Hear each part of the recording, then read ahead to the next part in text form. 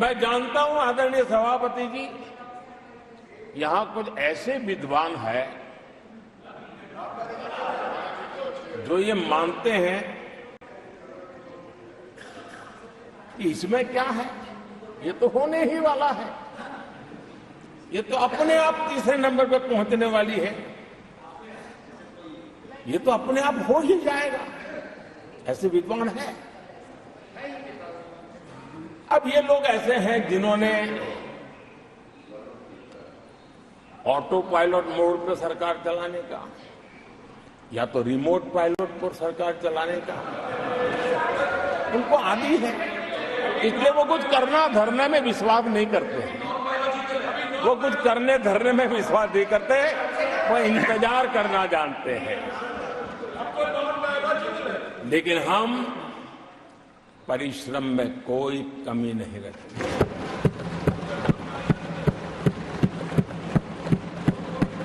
आने वाले वर्षों में पिछले 10 वर्षों में हमने जो किया है उसको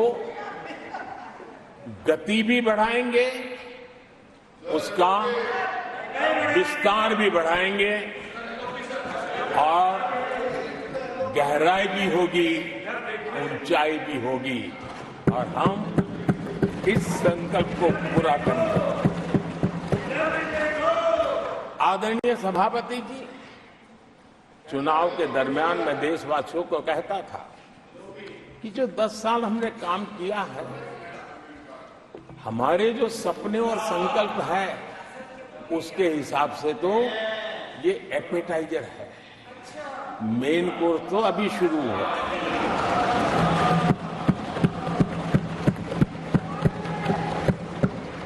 आदरणीय सभापति जी,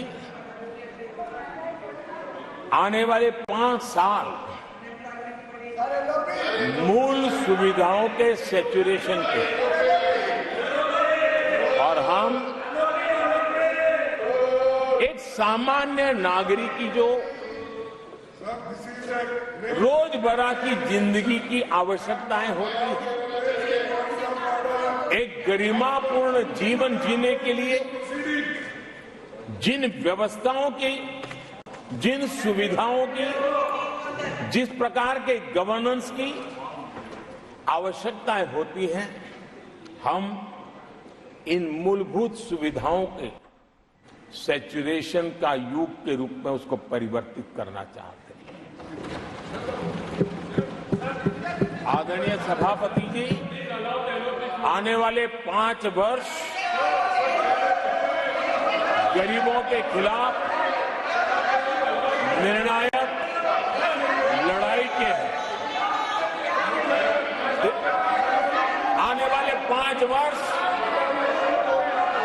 गरीबी के खिलाफ गरीबों की लड़ाई, और मैं मानता हूं गरीब जब गरीबी के खिलाफ लड़ाई के लिए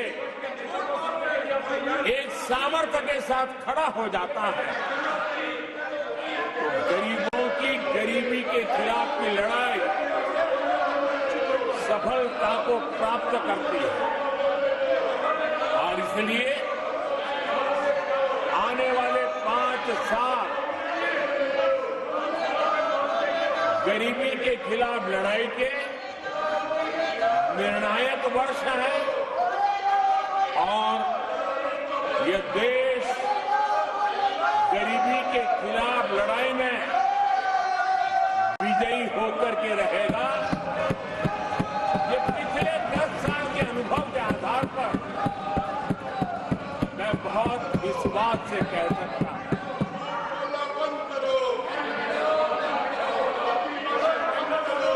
आदरणीय सभापति जी, जब देश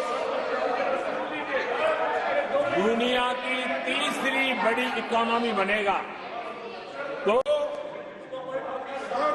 इसका लाभ, इसका प्रभाव जीवन के हर क्षेत्र पर पड़ने वाला है।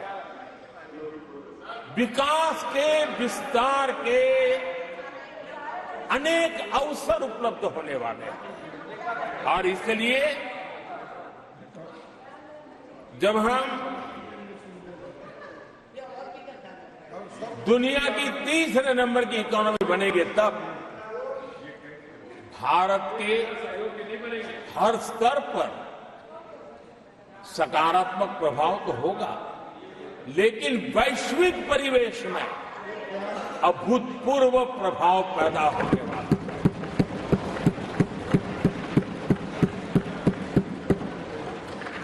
आदरणीय सभापति जी, हम आने वाले कालखंड में नए स्टार्टअप्स का, नई कंपनियों का वैश्विक उभार देख रहे हैं और मैं देख रहा हूं कि आने वाले कालखंड में हमारे टियर 2, टियर 3 सिटीज भी ग्रोथ इंजन की भूमिका में देश में बहुत बड़ा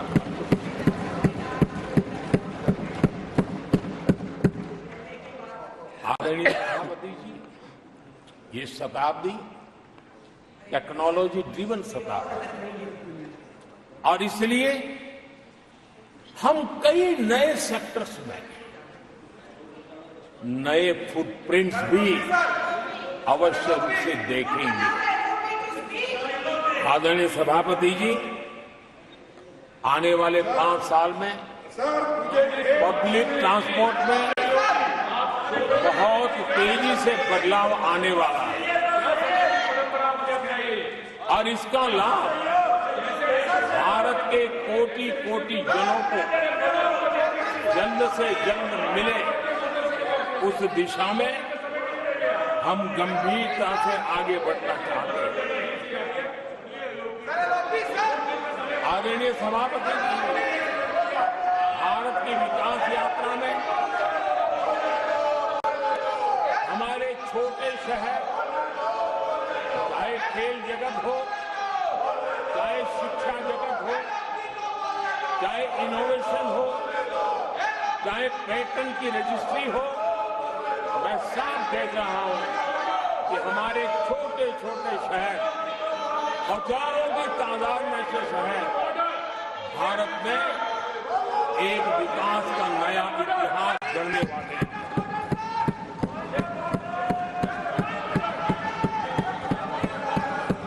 आदरणीय सभापति जी, मैंने पहले भी कहा है कि भारत के विकास यात्रा में 4 प्रमुख स्तंभ हैं। उसका सशक्तिकरण, उनको अवसर, एक बहुत बड़ी ताकत देने वाले हैं। आदरणीय सभापति जी, हमारे देश के किसान, हमारे देश के गरीब, हमारे देश के युवा और हमारे देश की नारी शक्ति, आदरणीय सभापति जी,